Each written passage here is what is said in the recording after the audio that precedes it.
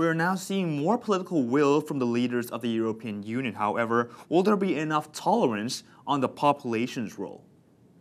So you don't anticipate a euro breakup in any major way, even though some smaller countries might, be better off leaving the eurozone. We think the euro is pretty secure because the benefits of a common currency have been well known since 1998, and I think the issue is, will the politicians be able to get the political will to make sure that's a solid, sustainable foundation? And there again, right, we know what to do. Can we do it? And I think the benefits of having a common currency are so tremendous, so big, that everyone is going to realize the cost is way too high for any But at the same alternative. time, the Germans, don't want to finance the bailout, like open-ended bailouts. No one wants to write an open-ended checking, open-ended checks to somebody, and that's why they insist that we are funding the adjustment. We're buying time for everyone to do the adjustments that are needed, to put in the institutions that are needed. And are you using the time we're buying wisely? And that's in some ways what the debate is all about. Are you using the time wisely? And the Germans actually very much need to have the Eurozone in place, because just imagine any kind of scenario where Germany is almost standing alone. Their currency would appreciate so much that it would threaten the viability of their export. Europe is in far worse shape than the United States. What's your time frame, for improvements, with these two important economic zones? Well, whenever our clients ask me that question, I like to point out a study that was done by the IMF by some of my colleagues. Structural policies, in order to have growth-enhancing structural policies that improve the productivity of labor, improve the competitiveness of countries that are running current account deficits, those structural policies take on the order of 5, maybe even 10 years to put in place. Fiscal policies to stabilize the debt to GDP ratio, to be able to control the debt, the sovereign debt crisis. Those kind of policies take something on the order of 3 to 5 years just to stabilize things, not to. So we're talking, time frames for fiscal and structural policies that go into multi-years. And so to ask the ECB, right, to fund and buy time, the time frame we need to buy is that kind of horizon. And nothing will work unless people in the markets believe that the structural policies that are being put in place are real and they're actually going to be put in place and sustained. They're not going to, the markets are not going to cooperate unless they believe the fiscal policy adjustments are in place, real and sustainable. Looking towards the Asian region, China is trying to escalate the renminbi's role as an internationally traded currency. The economic challenge for ASEAN in the coming era is that the region must shift into the sectors that China will be leaving in their economic blueprint. Increasing ASEAN power to ASEAN trade is crucial for the region's economic survival, and infrastructure investments is a key catalyst to coordinate high and sustainable growth in the region. Let's move on to Asia. The two engines of growth, in this part of the world, India and China, are slowing down, particularly in the export sector. And this will also hurt other emerging markets, say like the ASEAN market. How do you see the adjustment going on in China in particular? Well, China is at an inflection point right now. It's very important for China to be able to almost shift entirely its growth model from a low-cost manufacturing-based exporter to a more high-value-added, higher-wage, higher technology-based engine of growth that is much more domestically oriented toward consumption. So given that proposition, in order to, they're doing that for domestic reasons. China has got income inequality issues to address, pollution issues to address, so they're focusing in on strategic sectors, high value-added activities. That means that as China moves along the spectrum of increasing its costs, it's going to be a great opportunity for ASEAN and the countries in all of the Asian region to be able to shift into the areas where China's leaving. So now is the time for Thailand and every Asian economy to invest in infrastructure, invest in schools, invest in increasing the productivity of its workforce to be more and more competitive. The time is now. China is buying you some time in some sense by having its adjustment go on over the next several years in its 5-year plan. And this is the time for all of ASEAN and all of Thailand to be able to increase investment in these areas to raise productivity, to fill in those export markets where China's leaving. Yeah, while we are going through the adjustment that you have just mentioned, are we vulnerable to another global shocks? And or that's a banking crisis? I mean, can Asia decouple, from the shocks?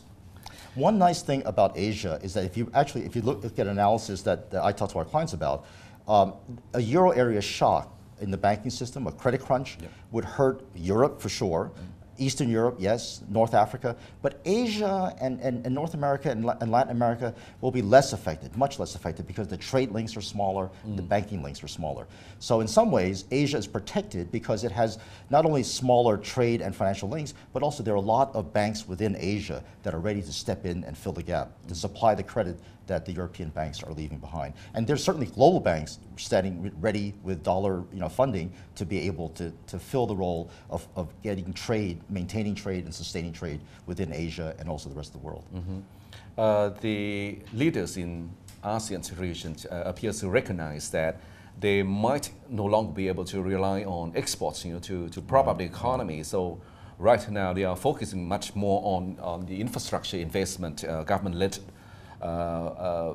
investment. Do you think that the next phase, of the ASEAN or this greater Asia Pacific region, will see huge investment, that will fuel the growth and to provide the platform, higher platform, for further exports, in the future? Absolutely, and that's the smart thing to do, as I said, to use the time we have now wisely to restructure the Asia to Asia trade linkages to be able to fill in the new role of exporting consumer goods to China, exporting to markets, third markets, where China has always been competing with ASEAN.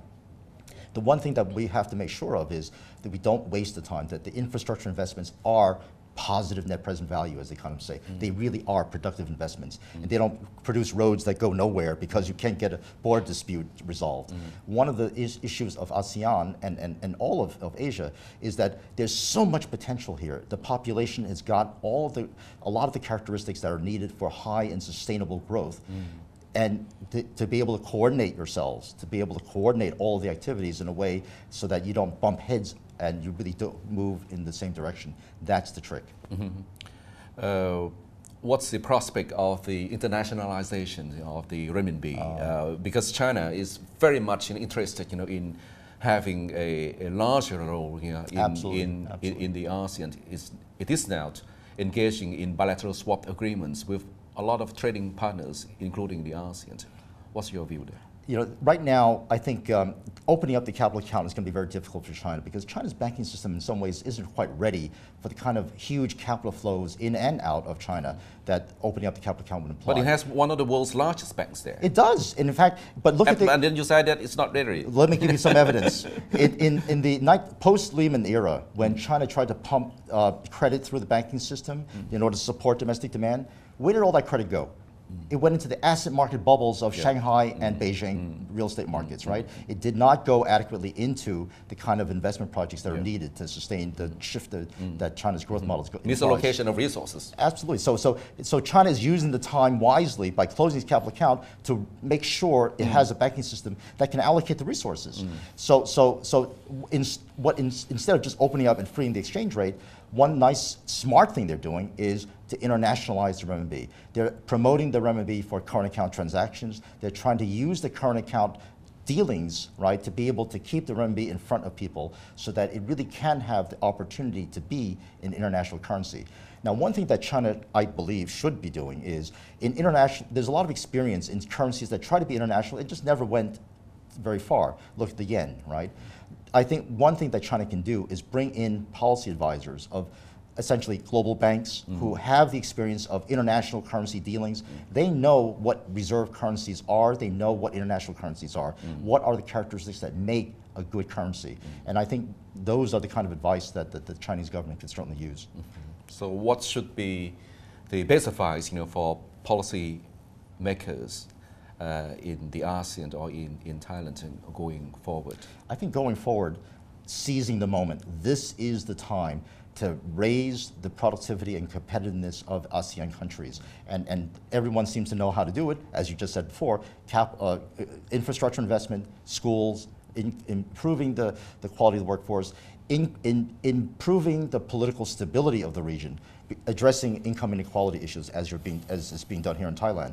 Those are the key factors to try to promote stability, both financial stability, political stability, and economic stability. And finally, since you are going to meet your clients here in Bangkok, what's the best advice for them to put their money, for the best result? I think, all of our clients have different objectives and different investment objectives and different transactional objectives. I think the one thing to focus everyone's attention on is we have a global economy. No one should be so focused on one region and say, let me put all my eggs on that basket. Because we learned from all the history that we've had, that's the worst strategy you could possibly have. So diversifying and taking advantage of global networks, global infrastructure, that's the way to go forward. And the best attractive place is in Asia. Right now, Asia's trade corridor is the fastest growing trade corridor in the world. And we at Citi believe that by the year 2050, it's going to be so large, it'll dominate every other trade corridor around the world, including Europe to Europe. Thank you very much, Mr. Lee, for joining our program. Thank you very much.